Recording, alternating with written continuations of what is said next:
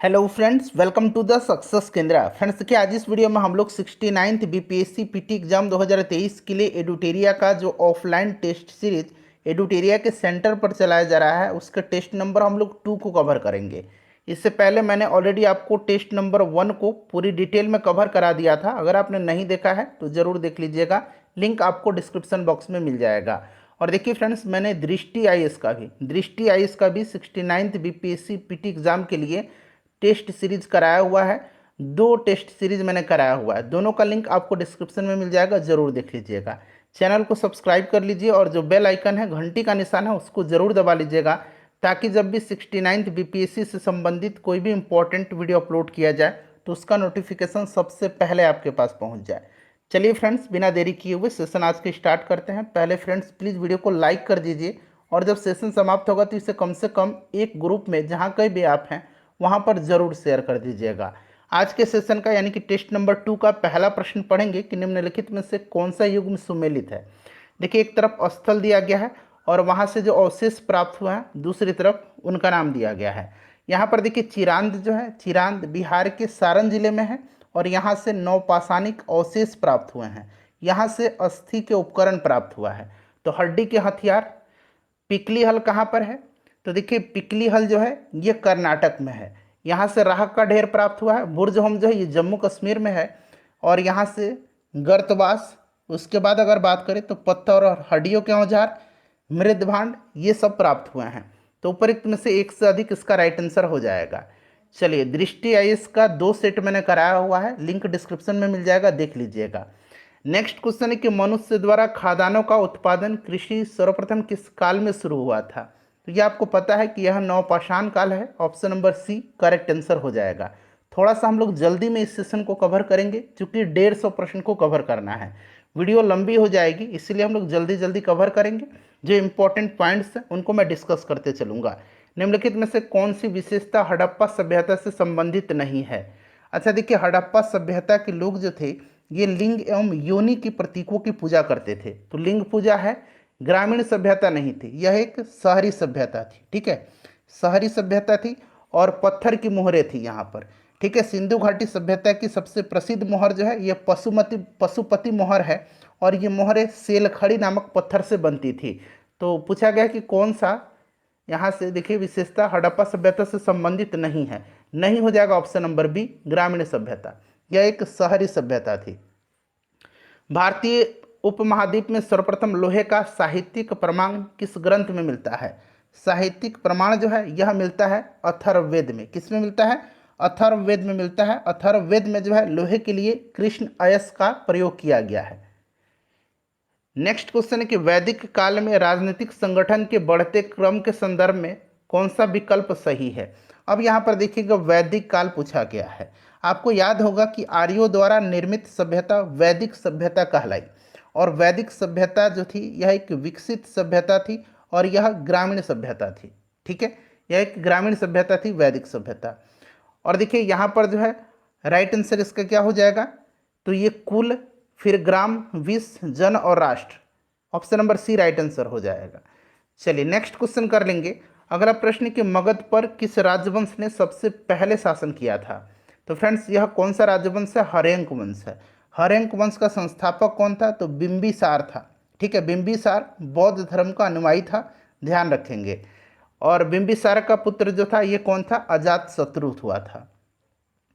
Next question है हमारा, अगला प्रश्न है कि निम्नलिखित में से कौन सा युग्म सही सुमेलित नहीं है? यहाँ पर देखिए, बुद्ध के जीवन की घटनाएं और स्थान दिया गया है दूसरी तरफ। बुद्ध का जन्म जो हुआ था ये कहाँ पर हुआ था?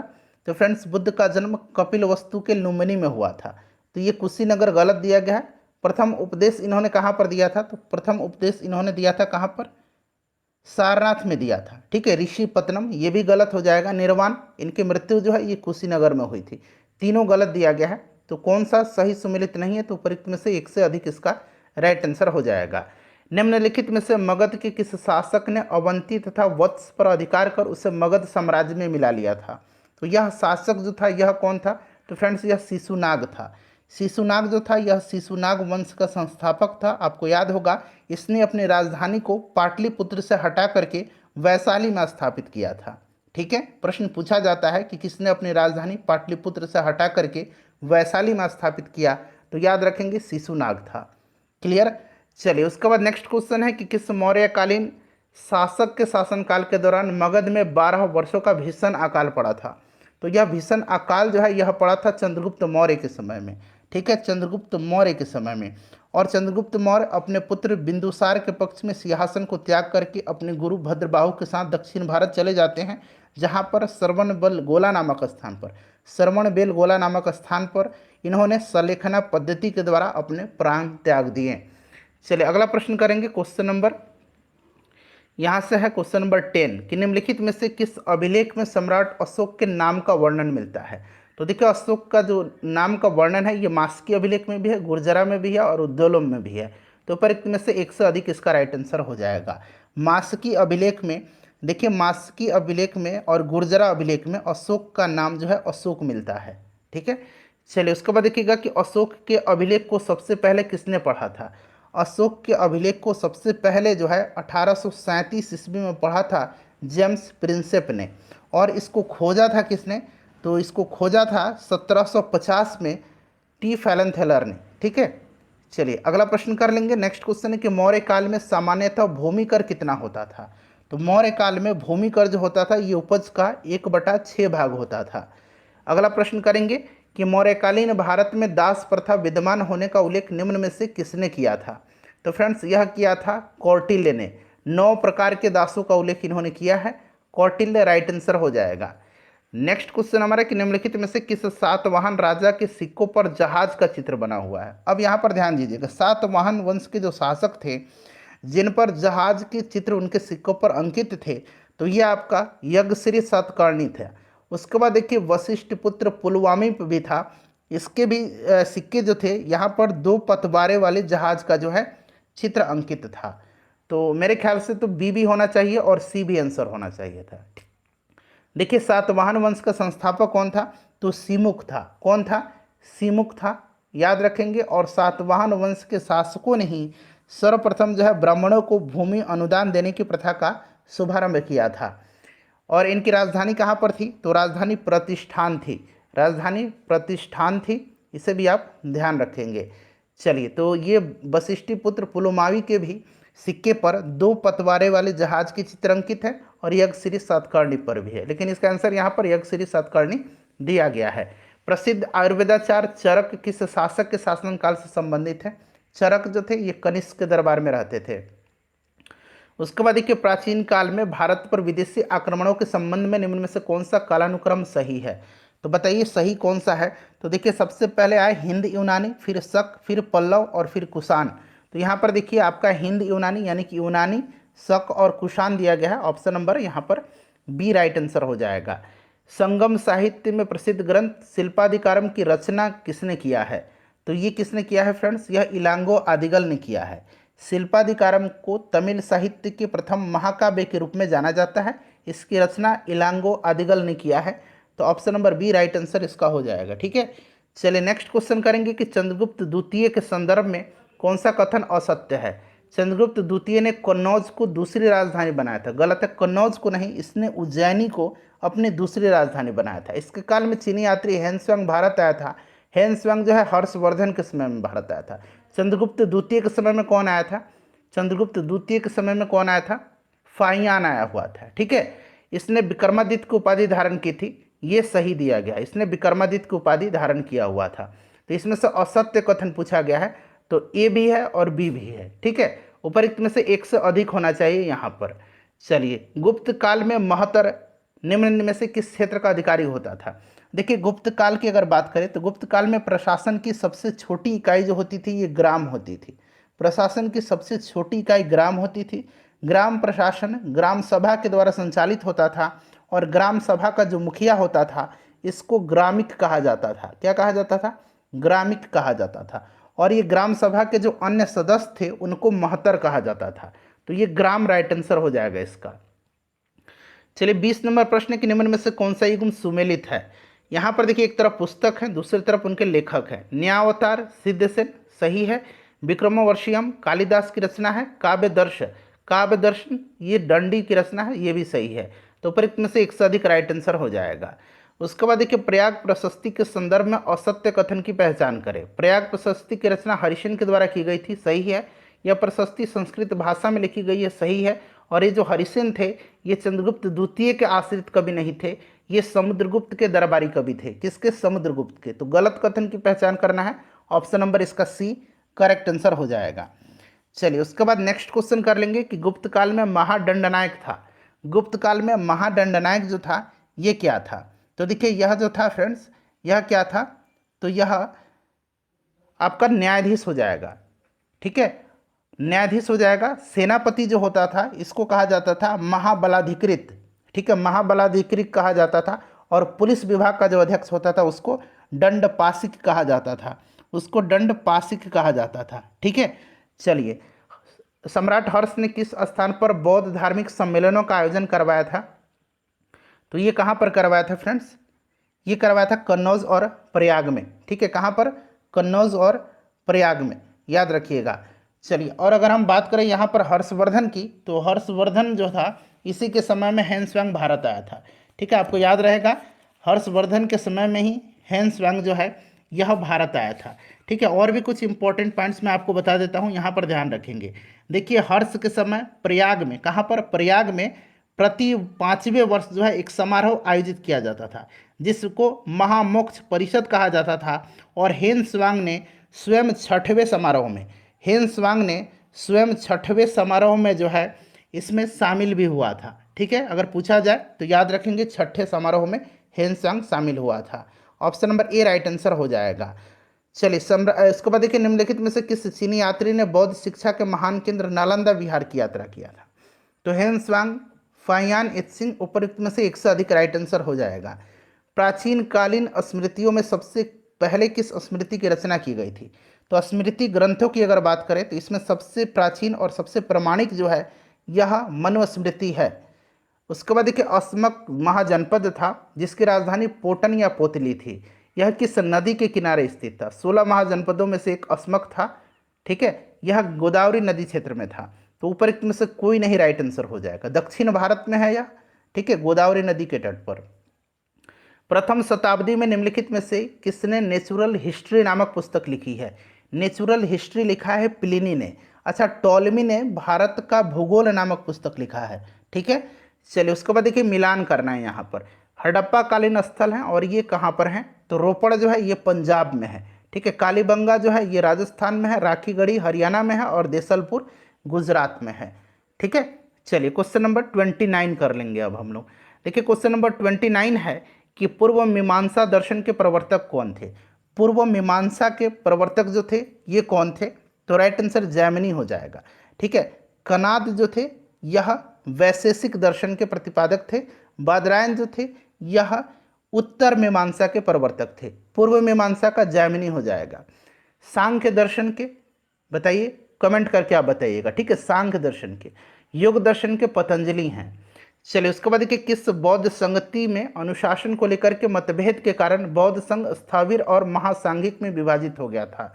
तो यह कौन था? दूसरा बौद्ध संगति था जिसका आयोजन कालाशोक के समय में वैशाली में किया गया था। चलिए, नेक्स्ट क्वेश्चन है कि भारत के संविधान की प्रस्तावना में न्याय, सामाजिक न्याय, ये उल्टा हो गया, सामाजिक न्याय, आर्थिक न्याय और राजनीतिक न्याय संबंधी विचार किस देश से ग्रहण किया गया है? तो ये जो लिया गया है, सबसे पहले देखिए प्रस्तावना कहाँ से लिया गया है? तो ये यूएसए के संविधान से। प्रस्तावना की भाषा ऑस्ट्रेलिया से ली गई है। और इसमें जो है सामाजिक न्याय, आर्थिक न्याय और राजनीतिक न्याय जो है यह लिया गया है कहाँ से? तो रूस की क्रांति से। यहाँ पर देखिए सोवियत संघ दिया गया है। भारतीय संविधान के निम्नलिखित अनुच्छेदों में से कौन सा अंतःकरण की स्वतंत्रता प्रदान करता है? तो अंतःकरण की स्वतंत्रता जो है यह प्रदान करता है आर्टिकल 25। आर्टिकल 26 में धार्मिक कार्यों की प्रबंधन की स्वतंत्रता है, इसे भी आप ध्यान रखेंगे। चलिए, भारतीय संविधान के 86वें संवैधानिक संशोधन अधिनियम 2002 जोड़ा गया था, कौन सा अनुच्छेद? तो यह जोड़ा गया था अनुच्छेद 21A, ठीक है। यह एक मौलिक अधिकार है और इसके तहत राज्य 6 से 14 वर्ष के आयु के सभी बच्चों को निःशुल्क और अनिवार्य शिक्षा प्रदान करेगा। नेक्स्ट क्वेश्चन है कि भारतीय संविधान में उल्लिखित मौलिक अधिकारों के संदर्भ में विदेश यात्रा का अधिकार निम्नलिखित में से किस अनुच्छेद के तहत वर्णित है? तो फ्रेंड्स यह अनुच्छेद 21 के तहत एक प्रकार का जो है मौलिक अधिकार है, जीवन और व्यक्तिगत स्वतंत्रता का संरक्षण है इसमें, तो अनुच्छेद 21 हो जाएगा। अनुच्छेद 19 के तहत जो है स्वतंत्रता का अधिकार है और ये भारत भर में भ्रमण का अधिकार दिया गया है। अनुच्छेद 22 के तहत जो है इसमें आपको याद है कि कुछ दशाओं में गिरफ्तारी और निरोध का संरक्षण दिया गया है, गिरफ्तारी और निरोध का। चलिए नेक्स्ट क्वेश्चन है कि निम्नलिखित में से कौन सा भारत के नागरिकों के मौलिक कर्तव्य के रूप में संविधान में वर्णित नहीं है। टोटल 11 मौलिक कर्तव्य हैं, आपको याद रखना है। सरदार स्वर्ण सिंह समिति की अनुशंसा पर 42वें संविधान संशोधन के द्वारा जो है इसको जोड़ा गया है। ठीक है, संविधान के भाग 4A के अनुच्छेद 51A में क्लियर है। सार्वजनिक संपत्ति की सुरक्षा जो है ये आपका मौलिक अधिकार मौलिक कर्तव्य में है। प्राकृतिक पर्यावरण की रक्षा और सुधार भी है। अंतर्राष्ट्रीय शांति और सुरक्षा को बढ़ावा देना नहीं है। सभी भारतीय नागरिकों को सरकार द्वारा रोजगार देना नहीं है। तो यहाँ पर नहीं पूछा गया है, तो 3 और 4 इसका राइट आंसर हो जाएगा, केवल 3 और 4। निम्नलिखित में से कौन सा संविधान के अनुच्छेद 3 के तहत संसद के कानून द्वारा संभव नहीं है। संभव नहीं पूछा गया है, तो देखिए इसमें क्या है, नए राज्यों का गठन है, राज्य के क्षेत्र का जो सीमा है इसमें परिवर्तन घटा भी सकती है, बढ़ा भी सकती है। ठीक है, कि राज्यों को केंद्र शासित प्रदेश में बदलना, ये नहीं है। ऑप्शन नंबर सी इसका राइट आंसर हो जाएगा। ठीक है, नाम में भी परिवर्तन है। चलिए भारतीय संविधान में किस देश के संविधान से उच्च न्यायालय तथा उच्चतम न्यायालय यानी कि सुप्रीम कोर्ट और हाई कोर्ट के न्यायाधीशों को हटाए जाने का उपबंध शामिल है। तो ये अमेरिका का हो जाएगा, right answer option number B. ठीक है, नीति निर्देशक आयरलैंड से लिया गया है, याद रखेंगे। और जो संघात्मक व्यवस्था है, संघात्मक स्वरूप, ये कनाडा से लिया गया है। चलिए उसके बाद देखिएगा कि निम्नलिखित में से कौन सा उद्देश्य भारत के संविधान की प्रस्तावना में सन्निहित नहीं है। कौन सा उद्देश्य यहाँ पर पूछा गया है, करेक्ट आंसर बताना है आपको, बताइएगा क्या होगा करेक्ट आंसर। तो ये आर्थिक स्वतंत्रता नहीं है यहाँ पर। ठीक है, प्रस्तावना के संबंध में निम्नलिखित में से कौन सा कथन सही है। यह कानून की अदालत में लागू करने योग्य नहीं है, बिल्कुल जो है यह सही दिया गया है। ठीक है, इसमें 3 बार संशोधन हुआ है, नहीं 1 बार संशोधन हुआ है। सुप्रीम कोर्ट ने हाल ही में फैसला सुनाया कि यह संविधान का हिस्सा नहीं है, ये भी गलत है, संविधान का हिस्सा है। तो पूछा गया कौन सा सही है, तो option number A right answer हो जाएगा। चलिए उसके बाद नेक्स्ट क्वेश्चन है कि 26 नवंबर 1949 को अंगीकृत भारतीय संविधान की प्रस्तावना में निम्नलिखित में से कौन सा शब्द सम्मिलित नहीं था। तो इसमें सम्मिलित जो नहीं था, यह समाजवादी, पंथ निरपेक्ष और अखंडता शब्द नहीं था। इसको 42वें संविधान संशोधन के तहत जो है जोड़ा गया है। क्लियर है, तो राइट आंसर आपका कौन सा हो जाएगा, 1, 3 और 4 जो है इसका राइट आंसर हो जाएगा। चलिए क्वेश्चन नंबर 41 करेंगे कि अनुच्छेद 20 के संदर्भ में निम्नलिखित कथनों पर विचार करके सही उत्तर का चयन करें। अनुच्छेद 20 में पूछा गया है, देखिए यह केवल भारतीय नागरिकों को मनमानी और अत्यधिक सजा से सुरक्षा प्रदान करता है, ये गलत दिया गया है। ठीक है, इसके अनुसार किसी भी व्यक्ति को एक ही अपराध के लिए 1 बार से अधिक दंडित नहीं किया जा सकता, ये वाला सही दिया गया है। ठीक है, तो सही हो जाएगा केवल 1, ऐसा नहीं केवल भारतीय नागरिकों, विदेशियों को भी है यह अधिकार। ठीक है, तो ऑप्शन नंबर यहाँ पर जो है 1 मिनट कौन सा सही चुनना है, तो सही तो केवल 2 है, ऑप्शन नंबर बी इसका राइट आंसर हो जाएगा। ठीक है, केवल 2। उसके बाद चलिए क्वेश्चन नंबर हम लोग नेक्स्ट कर लेंगे कि समानता का अधिकार संविधान के निम्नलिखित अनुच्छेदों में से किसके अंतर्गत आता है। समानता जो है अनुच्छेद 14 से लेकर के अनुच्छेद कहाँ तक है बताइए, 14 से 18 तक में है। ठीक है, अब यहाँ पर देखिए 14 में भी है समानता का अधिकार और 15 में भी है, तो मेरे ख्याल से तो 1 से अधिक इसका राइट आंसर होना चाहिए। आप लोग इसका आंसर जरा कमेंट करके सोच समझ के बताइएगा। चलिए उसके बाद देखिएगा कि निम्नांकित में से कौन स्वर्ण सिंह समिति के सदस्य रहे हैं। सरदार स्वर्ण सिंह समिति की अनुशंसा पर जो है आपको याद होगा मौलिक कर्तव्य को जो है जोड़ा गया, अभी मैंने बताया है। तो इसमें एस रे थे, CM स्टीफन थे और AR अतुले थे। 2, 3, 4 थे सदस्य, कौन थे, 2, 3, 4 थे। ऑप्शन नंबर यहाँ पर देखिए बी इसका राइट आंसर हो जाएगा। नेक्स्ट क्वेश्चन है कि यदि भारत अपने किसी पड़ोसी देश को कोई क्षेत्र सौंपने का निर्णय लेता है तो संसद द्वारा निम्नलिखित में से किसका उपयोग किया जाएगा। तो यह अनुच्छेद 368 का इस्तेमाल किया जाएगा। निम्नलिखित में से कौन 1953 में गठित राज्य पुनर्गठन समिति के सदस्य नहीं थे। तो देखिए इसमें जो थे KM पनिकर थे, हृदयनाथ कुंजरू थे, फजल अली तो इसके अध्यक्ष ही थे, पट्टाभी सीतारामैया इसमें नहीं थे। तो राइट आंसर इसका हो जाएगा केवल 2 जो होगा इसका राइट आंसर हो जाएगा। ठीक है, option number B correct answer हो जाएगा। भारत के उत्तरी मैदानों में शीतकालीन वर्षा होती है, तो ये पश्चिमी विक्षोभ के कारण होती है। नेक्स्ट क्वेश्चन है कि भारत के बंदरगाहों का सही क्रम उत्तर से दक्षिण की दिशा में क्या है। उत्तर से दक्षिण की दिशा में आपको बताना है, तो कांडला, हल्दिया, पारादीप और कोचीन। ऑप्शन नंबर सी हो जाएगा राइट आंसर। नेक्स्ट क्वेश्चन है कि निम्न में से कौन सा शहर गंगा नदी के किनारे स्थित नहीं है। भागलपुर है, उसके बाद देखिए कानपुर भी है, उत्तरकाशी भी है, फतेहपुर नहीं है। निम्नलिखित में से कौन पूर्वी तट की सबसे ऊंची चोटी है, तो यह जिंदगड़ा है, ठीक है, और यह आंध्र प्रदेश के अरकू घाटी के समीप है। अरकू वैली आप घूमने भी बहुत सारे लोग गए होंगे, ठीक है, बहुत ही अच्छा जगह है। चलिए नेक्स्ट क्वेश्चन है क्वेश्चन नंबर 50। निम्नलिखित में से कौन सा सुमेलित है यहाँ पर। देखिए यनम आंध्र प्रदेश, कराईकल तमिलनाडु, माहे जो है ये कर्नाटक नहीं, माहे जो है ये कहाँ होगा, केरल होगा, ठीक है। कौन सा सुमेलित है, तो 1 और 2 इसका राइट आंसर हो जाएगा। Option number B correct answer हो जाएगा। भारत में बाल लिंगानुपात में गिरावट का मुख्य कारण क्या है इसमें से। देखिए कन्या की भ्रूण हत्या बिल्कुल है, महिलाओं का सशक्तिकरण का अभाव भी है, और महिलाओं की जो सामाजिक स्थिति है ये भी है। तो राइट आंसर इसका हो जाएगा ऑप्शन नंबर डी, ठीक है, 1 से अधिक। चलिए नेक्स्ट क्वेश्चन है कि नेलांग घाटी किस राज्य केंद्र शासित प्रदेश में है। नेलांग घाटी जो है ये कहाँ पर है, उत्तराखंड में है नेलांग घाटी। निम्नलिखित में से किस राज्य में सर्वाधिक पैराइट पाया जाता है। पैराइट सर्वाधिक बिहार में पाया जाता है, ठीक है। चलिए नेक्स्ट क्वेश्चन है कि निम्नलिखित में से वह कारक नहीं है जो क्षेत्र की जलवायु को नियंत्रित करता है। तो देखिए किसी भी जलवायु को नियंत्रित करने वाले जो कारक हैं ये अक्षांशीय स्थिति, महासागरीय जलधारा, समुद्र से दूरी है। यहाँ पर औसत वर्षा नहीं होगा। कृष्णा नदी की सहायक नदी कौन सी नहीं है, तो देखिए इसमें जितनी भी नदियाँ दिया गया है, पंचगंगा, दूधगंगा, घाट प्रभा, कोयना, ये कृष्णा की सहायक नदी है। कौन सी नहीं है, तो यहाँ पर होना चाहिए उपयुक्त में से, यहाँ पर कोई नहीं होना चाहिए, ठीक है, उपयुक्त में से कोई नहीं, क्योंकि सभी सहायक नदियाँ हैं। तो ऑप्शन नंबर ई राइट आंसर होना चाहिए। निम्नलिखित में से कौन सा पंजाब में भूमि निम्नीकरण का मुख्य कारण है, तो ये मुख्य कारण जो है अत्यधिक सिंचाई है इसका। निम्नलिखित में से दिए गए कथन में कौन सा गलत है यहाँ पर, तो यहाँ पर देखिएगा गलत जो है कोई भी नहीं है, सारे सही है। मलनाड क्षेत्र कर्नाटक, छोटा नागपुर पठार झारखंड, सोमेश्वर की पहाड़ी बिहार में है, पश्चिम चंपारण में, तो ये तीनों जो है सही है। गलत कौन सा है, तो कोई भी गलत नहीं है, तो इनमें से कोई नहीं राइट आंसर यहाँ पर होना चाहिए, ठीक है, इनमें से कोई नहीं।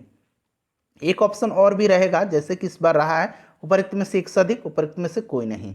चलिए उसके बाद देखिए ग्रीष्मकालीन मानसून के भारत में प्रवाह की सामान्य दिशा क्या है। यह सामान्य दिशा जो है पूछा गया है, तो दक्षिण पश्चिम से उत्तर पूर्व होगा इसका राइट आंसर है। उसके बाद देखिएगा कि निम्नलिखित में से कौन मुद्रा के अवमूल्यन का सबसे संभावित प्रभाव होगा। तो जब मुद्रा का अवमूल्यन होता है तो क्या होता है, निर्यात में वृद्धि हो जाती है, तो निर्यात में वृद्धि इसका राइट आंसर हो जाएगा। नेक्स्ट क्वेश्चन है क्वेश्चन नंबर 60 की वह दर जिस पर अनुसूचित वाणिज्यिक बैंक रिजर्व बैंक से रातों रात धन की अतिरिक्त राशि उधार ले सकते हैं, तो यह होगा आपका सीमांत अस्थायी सुविधा दर, ठीक है। चलिए निम्नलिखित में से कौन सा कार्य आरबीआई से संबंधित नहीं है, आरबीआई से संबंधित नहीं है, तो यहाँ पर देखिए ऋण नियंत्रण, मुद्रित नोट जारी करना, जनता को पैसा उधार देना, ये आरबीआई का कार्य नहीं है, ठीक है। अंतिम उपाय के रूप में वाणिज्यिक बैंकों को धन उधार देना ये है, तो केवल 3 जो होगा इसका राइट आंसर हो जाएगा, ठीक है। चलिए उसके बाद नेक्स्ट क्वेश्चन करेंगे कि भारत को आत्मनिर्भर और स्व उत्पादक अर्थव्यवस्था के रूप में स्थापित करने का प्राथमिक लक्ष्य किस पंचवर्षीय योजना में था, किस पंचवर्षीय योजना का था, तो यह जो था फ्रेंड्स यह तीसरी पंचवर्षीय योजना का था।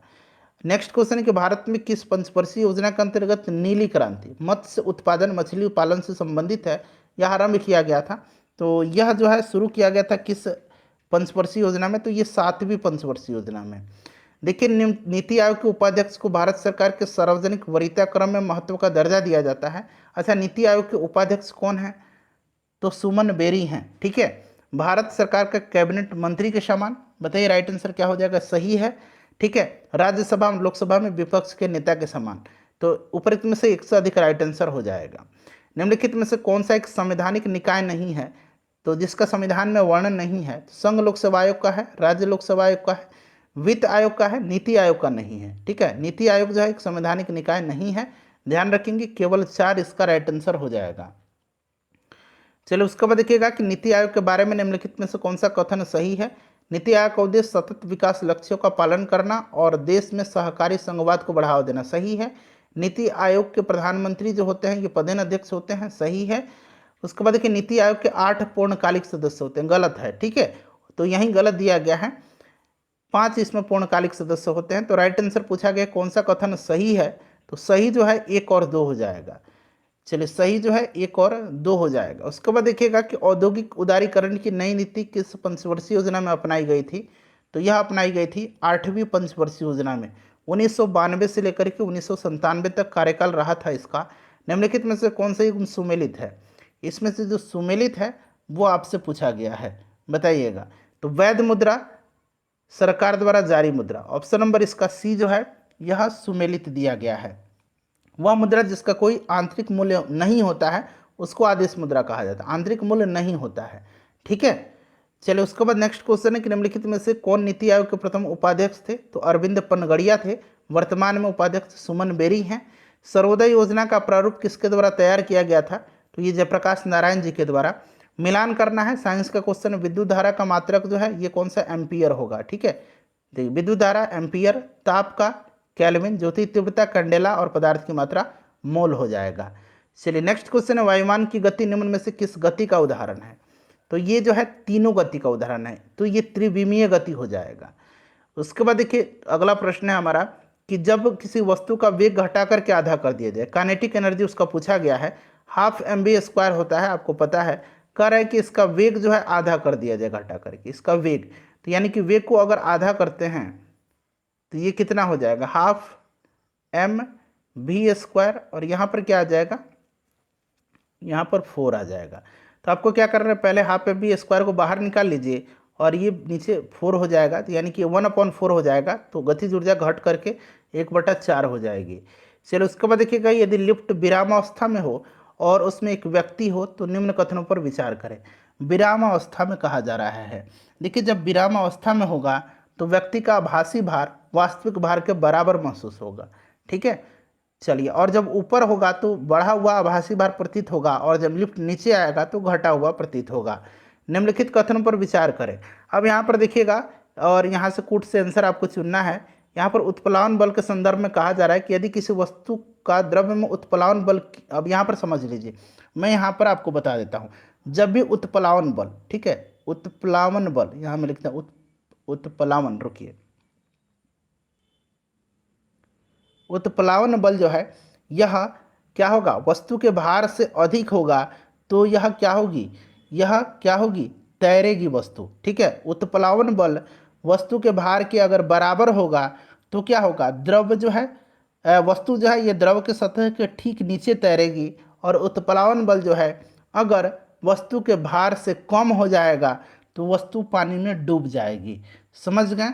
अब यहाँ पर देखिएगा कि यहाँ पर यदि किसी वस्तु का द्रव में उत्प्लावन बल उसकी भार की अपेक्षा कम हो जाए, अभी मैंने बताया भार से जब उत्प्लावन बल कम होगा तो यह डूब जाएगी, सही है। यदि किसी वस्तु का द्रव में उत्प्लावन बल उसके भार के समान हो जाएगा तो यह द्रव में तैरेगी, द्रव के सतह के नीचे तैरेगी, सही है। यदि किसी वस्तु का द्रव में उत्प्लावन बल उसकी भार की अपेक्षा अधिक हो जाए, उत्प्लावन बल भार की अपेक्षा अधिक हो जाए तो डूब जाएगी, ऐसा नहीं है, ठीक है। अधिक हो जाएगी तो यह तैरेगी। तो मेरे ख्याल से इसमें पूछा गया कौन सा कथन गलत है, तो ये तीसरा कथन जो है गलत होना चाहिए, ऑप्शन नंबर ए।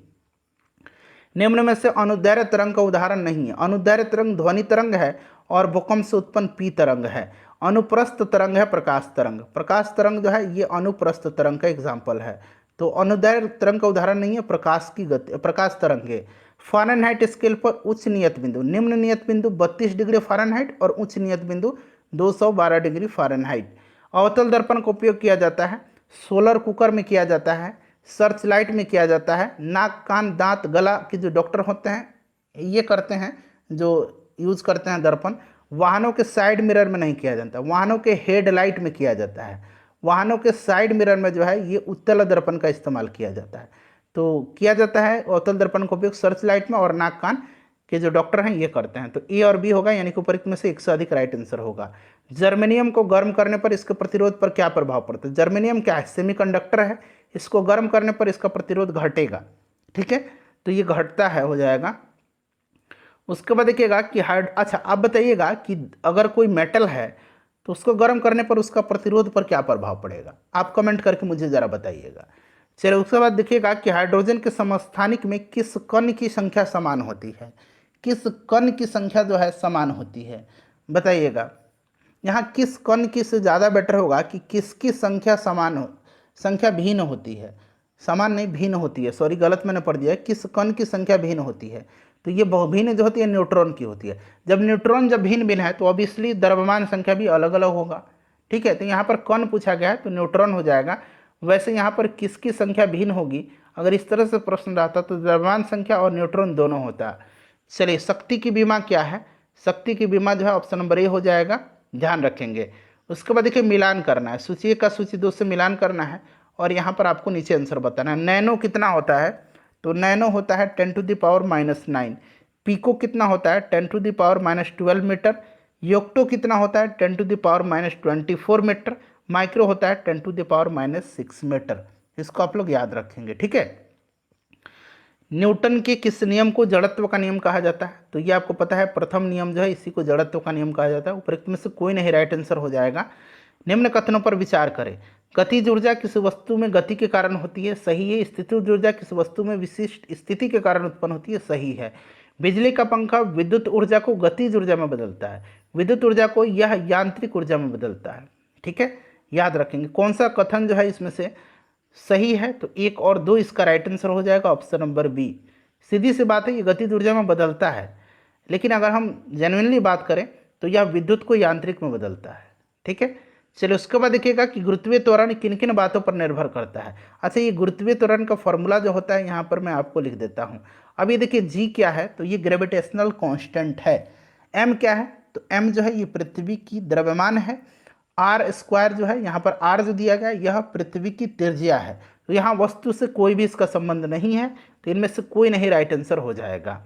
निम्न पर विचार करें। स्टील रबर की तुलना में अधिक प्रत्यास्थ है, सही है। विरूपण सदैव विरूपणकारी बल के समानुपाती होता है, ये भी सही है। बर्नौली के नियमानुसार यदि द्रव का दाब बढ़ता है तो उसका वेग कम हो जाता है। बताइए राइट आंसर क्या होगा, तो ये भी सही दिया गया है, ठीक है। तो चलिए यहाँ पर देखिएगा राइट आंसर इसका क्या हो जाएगा, उपरोक्त में से एक से अधिक, ठीक है। चलिए यानी 1 2 3 तो ऑप्शन में दिया ही गया है, तो उपरोक्त में से एक से अधिक हम क्यों लगाएंगे, 1 2 3 दिया गया है। चलिए निम्न में से विद्युत चुंबकीय तरंग कौन सा है। विद्युत चुंबकीय तरंग कौन कौन से होते हैं, एक्स किरण, रेडियो किरण, गामा किरण, औरक किरण, ये सब होते हैं। इनमें से कोई नहीं राइट आंसर हो जाएगा, ठीक है।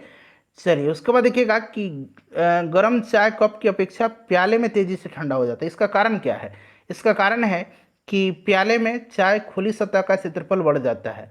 चाय की जो खुली सतह है उसका क्षेत्रफल बढ़ जाता है, इसीलिए ठंडा हो जाता है। चलिए उसके बाद नेक्स्ट क्वेश्चन करेंगे कि यदि समतल दर्पण में प्रकाश के परावर्तन के फलस्वरूप बने आपतन कोण का मान 45 डिग्री है तो परावर्तन कोण का मान क्या होगा। प्रकाश के परावर्तन का नियम है आपतन कोण परावर्तन कोण के बराबर होता है 45 डिग्री। अश्व शक्ति हॉर्स पावर किसकी इकाई है, तो यह विद्युत शक्ति की इकाई है। 1 हॉर्स पावर बराबर कितना होता है, तो ये होता है 746 वाट, ठीक है, ध्यान रखेंगे आप लोग। चलिए निम्न कथनों पर विचार करें और यहाँ से गलत कथन आपको बताना है। देखिए चप्पू चलाने पर नाव आगे बढ़ती है जो न्यूटन की गति के तीसरे नियम की पुष्टि करता है, ये सही है। न्यूटन के प्रथम नियम के अनुसार किसी वस्तु के संवेग परिवर्तन की दर उस पर आरोपित बल के समानुपाती होता है और यह उसी दिशा में कार्य करता है जिस दिशा में बल लगाया जाता है। यह प्रथम नियम नहीं है, ये दूसरा नियम है, तो ये भी गलत हो जाएगा। संवेग एक अदिश राशि है, संवेग एक सदिश राशि है। तो पूछा गया है कि कौन से इसमें से गलत है, तो केवल एक जो होगा इसका राइट आंसर हो जाएगा मेरे ख्याल से, ठीक है। नहीं ये भी गलत है ना, संवेग अदिश राशि थोड़ी है, सदिश राशि है। मैंने बता भी दिया था आपको कि ये वाला और ये वाला गलत है, तो गलत जो है यह 2 और 3 हो जाएगा ऑप्शन नंबर ए, ठीक है। ऑप्शन नंबर ए 2 और 3 इसका करेक्ट आंसर हो जाएगा। चलिए अगला प्रश्न कि लोलक युक्त घड़ियों में गर्मियों में मंद होने का कारण क्या है। गर्मी में क्या होता है, गर्मी, अच्छा लोलक की जो है आपको पता है कि लंबाई जो है बढ़ जाती है गर्मी में, ठीक है। जब गर्मी में इसकी लंबाई बढ़ जाएगी तो क्या होगा, यह धीरे धीरे दोलन करेगा। इसका मतलब है कि इसका आवर्तकाल क्या होगा, बढ़ जाएगा, घड़ी मंद हो जाएगी। तो ऑप्शन नंबर बी होगा राइट आंसर। लंबाई पर ही निर्भर करता है, आपको याद होगा। देखिए आवर्तकाल लंबाई पर निर्भर करता है। निकट दृष्टि दोष के संबंध में निम्न में से कौन सा कथन सही है। अच्छा निकट दृष्टि दोष में आपको पता है कि लेंस की गोलाई बढ़ जाती है लेंस की फोकस दूरी घट जाती है और लेंस की क्षमता जो है ये बढ़ जाती है। नेत्र लेंस और रेटिना की फोकस दूरी जो है यह घट जाती है। ऑप्शन नंबर इसका 2 जो होगा राइट आंसर हो जाएगा। प्रतिबिंब रेटिना के पीछे नहीं, यह आगे बनता है। ठीक है, नेत्र की गोलीय त्रिज्या घट जाती है, ये गलत दिया गया, लेंस की होगा। तो केवल 2 जो है इसमें से सही दिया गया, ऑप्शन नंबर ए। ठीक है, चलिए अगला प्रश्न कर लेंगे। नेक्स्ट क्वेश्चन है हमारा कि टेस्ला किसकी इकाई है। टेस्ला जो है यह इकाई किसकी है, तो टेस्ला जो है यह चुंबकीय क्षेत्र जो होगा इसी की इकाई है। मिलान करना है, प्रोटॉन का खोज किसने किया था, प्रोटॉन का खोज किया था गोल्डस्टीन ने। इलेक्ट्रॉन का खोज किया था जे थॉमसन ने। न्यूट्रॉन का खोज किया था जेम्स चैडविक ने। और परमाणुवाद का खोज डाल्टन का है। ठीक है, चलिए उसके बाद नेक्स्ट क्वेश्चन कर लेंगे। अगला प्रश्न है कि निम्नलिखित में से किसी यूनेस्को शांति पुरस्कार 2022 से सम्मानित किया गया है, तो एंजेला मर्केल को। ठीक है, सितंबर 2022 में लोकसभा अध्यक्ष ओम बिरला ने किस देश में स्वामी विवेकानंद की पहली प्रतिमा का अनावरण किया था, तो ये किया था मैक्सिको में। हाल ही में पंजाब और हरियाणा सरकार ने चंडीगढ़ अंतर्राष्ट्रीय हवाई अड्डे का नाम किस स्वतंत्रता सेनानी के नाम पर रखने की घोषणा की है, तो ये किसके नाम पर रखने की घोषणा किया गया है, चंडीगढ़ अंतर्राष्ट्रीय हवाई अड्डे का नाम भगत सिंह के नाम पर। हाल ही में भारत की सबसे लंबी मालगाड़ी का परीक्षण किया गया, इसका नाम क्या है, तो देखिए इसका नाम जो है वासुकी है। इसकी लंबाई कितनी है, तो इसकी लंबाई जो है, इसको भी आप ध्यान रखेंगे, इसकी लंबाई कितनी है, तो फ्रेंड्स यह 3.5 किलोमीटर लंबी है और यह छत्तीसगढ़ के कोरबा और भिलाई के बीच चलाई गई थी। हाल ही में भारत के पहले खारे पानी के लालटेन लॉन्च की गई है, उसका नाम क्या दिया गया है, तो देखिए इसका नाम जो है, इसका नाम दिया गया है रोशनी। नेक्स्ट क्वेश्चन है क्वेश्चन नंबर 101। देखिएगा कि 44वें शतरंज ओलंपियाड के संबंध में कौन सा कथन सही नहीं है। इसका आयोजन चेन्नई में किया गया था, सही है। नीदरलैंड ने ओपन सेक्शन में स्वर्ण पदक जीता था, नीदरलैंड ने जीता था, उज्बेकिस्तान ने जीता था। ठीक है, भारत में इसमें 2 कांस्य पदक जीते थे, ये सही दिया गया। कौन सा सही नहीं है, तो दूसरा जो है यह सही नहीं है, केवल 2। राष्ट्रमंडल खेल कॉमनवेल्थ के बारे में पूछा गया है कि कौन सा कथन सही है। इसका आयोजन बर्मिंघम में हुआ था, इंग्लैंड में, सही है। भारत ने कुल 66 पदक जीते थे। भारत ने टोटल जो है यहाँ पर 22 गोल्ड, 16 जो है रजत और 23 जो है कांस्य मेडल यानी कि ब्रॉन्ज मेडल जीता था।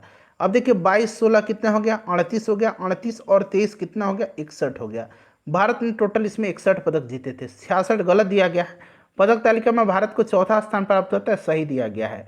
पहले स्थान पर जो ऑस्ट्रेलिया रहा था, भारत का स्थान इसमें चौथा रहा था। तो इसमें से सही कथन है पहला और तीसरा, यानी कि पहला और तीसरा, ऑप्शन नंबर सी इसका राइट आंसर हो जाएगा। ठीक है, चलिए उसके बाद देखिएगा कि हाल ही में अंतर्राष्ट्रीय शतरंज महासंघ का उपाध्यक्ष किसे चुना गया है, तो ये चुना गया है विश्वनाथन आनंद को। निम्नलिखित में से किस देश ने चंद्रमा पर अपना पहला अंतरिक्ष यान दानुरी लॉन्च किया है, तो दानुरी को लॉन्च किया है साउथ कोरिया ने, दक्षिण कोरिया ने। निम्नलिखित में से किस मंत्रालय द्वारा आज़ादी के अमृत महोत्सव के तहत बढ़े चलो अभियान की शुरुआत की गई है, तो ये किया गया है संस्कृति मंत्रालय के तहत। निम्नलिखित में से किस राज्य सरकार ने प्राथमिक विद्यालयों में मुख्यमंत्री नाश्ता योजना शुरू किया है। प्राथमिक विद्यालय 1 से 5 तक में यह नाश्ता शुरू किया गया है तमिलनाडु के द्वारा। हाल ही में विश्व बैंक का मुख्य अर्थशास्त्री किसे नियुक्त किया गया है। अच्छा, विश्व बैंक के अध्यक्ष अजय बंगा हैं और ये मुख्य अर्थशास्त्री जो हैं ये इंद्रमित गिल हैं। ठीक है, चलिए उसके बाद देखिएगा कि हाल ही में किस देश को राष्ट्रमंडल देशों में शामिल किया गया है, तो ये गैबॉन को और टोगो को किया गया है। गैबॉन जो है यह राष्ट्रमंडल का 55वां और टोगो जो है यह 56वां मेंबर बना है। एक से अधिक राइट आंसर हो जाएगा। भारत के पहले मानव यात्री ड्रोन का क्या नाम रखा गया है, तो फ्रेंड्स इसका नाम वरुण रखा गया है। ठीक है, पहला मानव यात्री ड्रोन है, इसका नाम वरुण रखा गया है। चलिए निम्नलिखित में से कौन सा कथन सही नहीं है। प्रोजेक्ट चीता के तहत नामीबिया से 8 चीतों को भारत लाया गया, सही है। इन चीतों को कुनो पालमपुर जो है राष्ट्रीय पार्क में स्थानांतरित किया गया, सही है। कुनो पालमपुर राष्ट्रीय पार्क जो है ये मध्य प्रदेश में है, सही है। तो पूछा गया कौन सा सही नहीं है, चूंकि सारे सही हैं तो उपरोक्त में से कोई नहीं राइट आंसर होगा।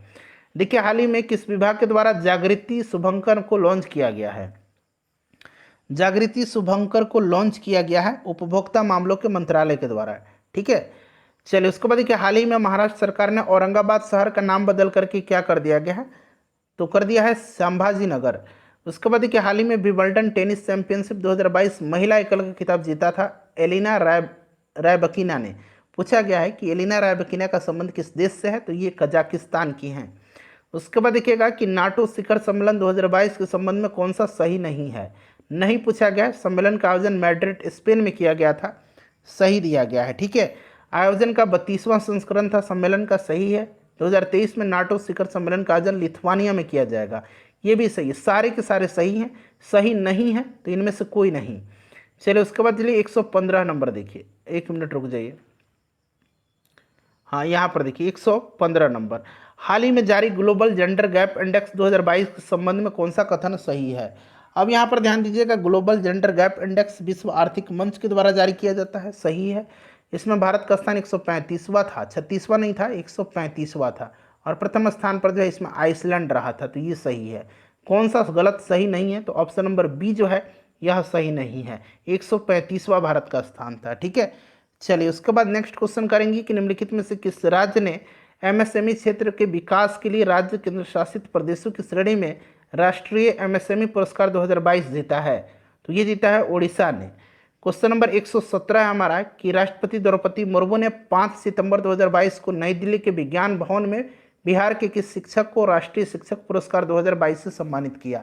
तो ये बिहार की निशी कुमारी हैं और सौरभ सुमन हैं, तो एक से अधिक राइट आंसर हो जाएगा। दिल्ली में आयोजित 41वें भारत अंतर्राष्ट्रीय व्यापार मेला कार्यक्रम के संबंध में कौन सा कथन असत्य है, गलत है।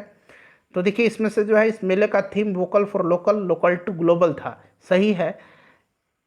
इस वर्ष 3 राज्य बिहार, झारखंड, महाराष्ट्र को साझेदार राज्य का दर्जा दिया गया, सही है। राज्यों की श्रेणी में सर्वश्रेष्ठ पवेलियन के लिए बिहार पवेलियन को स्वर्ण पदक दिया था, ये गलत है, इसको रजत पदक मिला था। ठीक है, तो यही वाला जो है गलत है। कौन सा असत्य है, तो ऑप्शन नंबर सी इसका राइट आंसर हो जाएगा। ठीक है, option number C, option number C correct answer हो जाएगा। चलिए केंद्रीय बजट 2023-24 के अनुसार अगले 3 वर्षों तक किस योजना के तहत सरकार आर्द्रभूमि तथा जैव विविधता को बढ़ावा देगी। इसका नाम है अमृत धरोहर योजना। ठीक है, ऑप्शन नंबर बी हो जाएगा इसका राइट आंसर।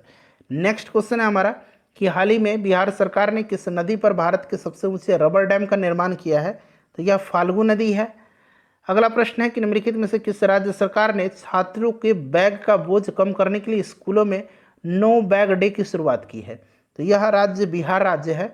हाल ही में देखिए भारतीय शहर को संघाई सहयोग संगठन की पहली सांस्कृतिक और पर्यटन राजधानी घोषित किया गया है।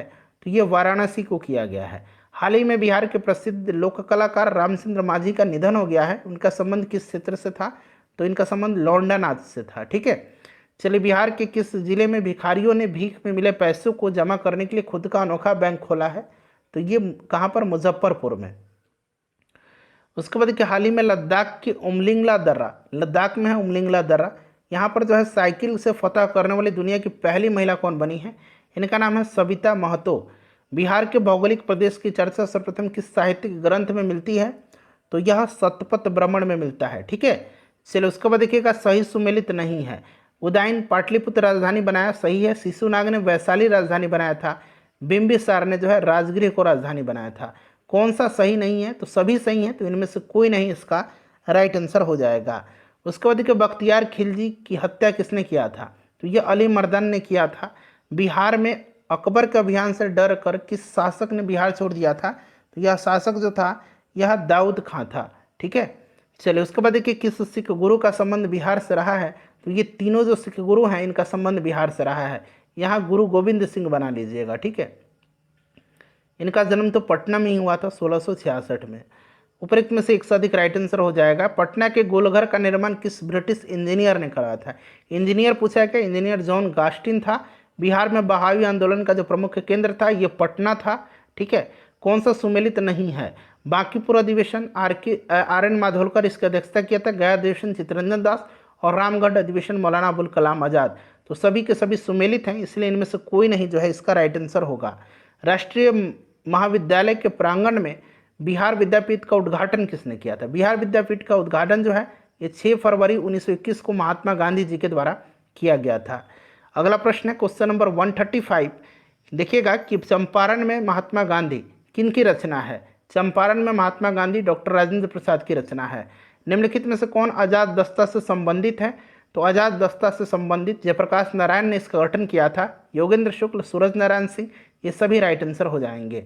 स्वामी सहजानंद सरस्वती के संबंध में कौन सा कथन सही है उस पर विचार करना है। ठीक है, उन्होंने बिहार में प्रांतीय किसान सभा का गठन किया था, बिहार प्रांतीय किसान सभा का, सही है। होंकार पत्रिका निकाला था और उनकी एक प्रसिद्ध पुस्तक है किसान क्या करे, तो सभी सही है इनमें से। जैन धर्म के संबंध में विचार करें। प्रथम जैन संगति का आयोजन पाटलिपुत्र में हुआ था, बिहार में, सही है। दूसरा जो है यह बल्लभी गुजरात में हुआ था, ये भी सही है। तो एक और दो दोनों सही है इसमें से। अशोक ने लुम्बिनी की यात्रा अपने शासन के किस वर्ष में किया था? तो फ्रेंड्स इसका आंसर आप कमेंट करके बताएंगे, ठीक है। हम लोग 140 प्रश्न ही कवर करेंगे, 140 प्रश्न में अपना स्कोर बताइएगा। पीडीएफ आपको टेलीग्राम पर मिलेगा, टेलीग्राम का लिंक डिस्क्रिप्शन में मिल जाएगा, टेलीग्राम से जुड़ जाइए, ठीक है। निम्नलिखित में से किसने असहयोग आंदोलन के दौरान राय साहब की उपाधि लौटा दी थी? तो ये राजेंद्र प्रसाद के भाई थे महेंद्र प्रताप जी, इन्होंने ही लौटा दिया था। वीडियो को लाइक कर दीजिए और इसको शेयर कर